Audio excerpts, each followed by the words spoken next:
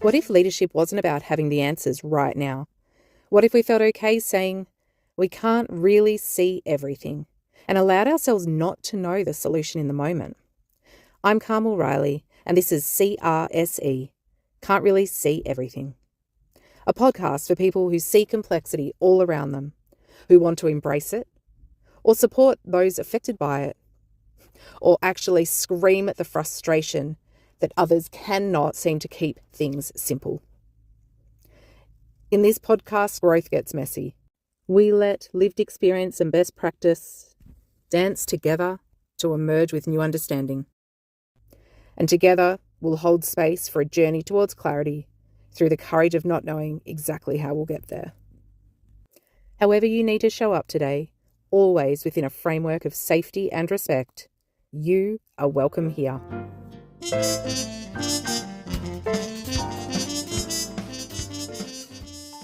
Hey there, welcome to Can't Really See Everything.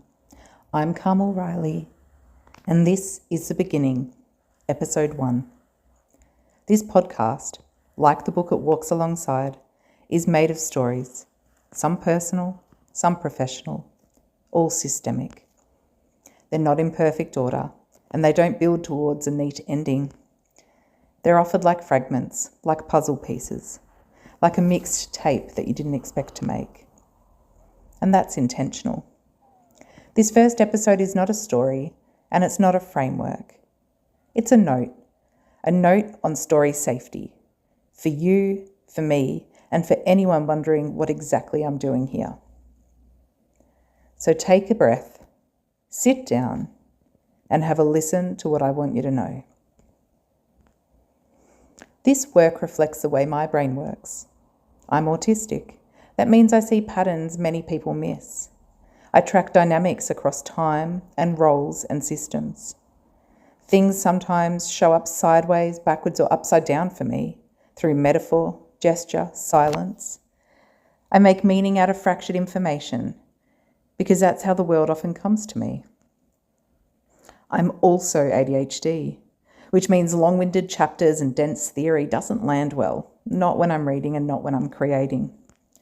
So what you'll find here, whether you're listening to this podcast or reading the book, are short stories, reflections, and practical pieces. Bite-sized, but deep. You can move in and out, skip around, start where it feels safe. This is also a trauma-aware project.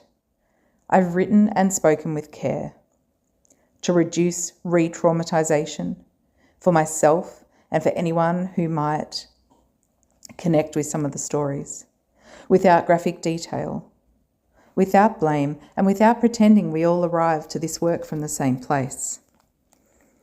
But the reality is trauma is unpredictable. What feels manageable to me might land very differently for you, and what feels manageable for me today might change tomorrow. So I want to offer you permission right now. You can skip the stories if you need to. You can begin with the practical parts. You can stay with the theory or move straight to the leadership framework I've called courageous complexity in practice. You can press pause whenever your body says it's time. There's no single way to move through this work. Some people will resonate with the lived experience.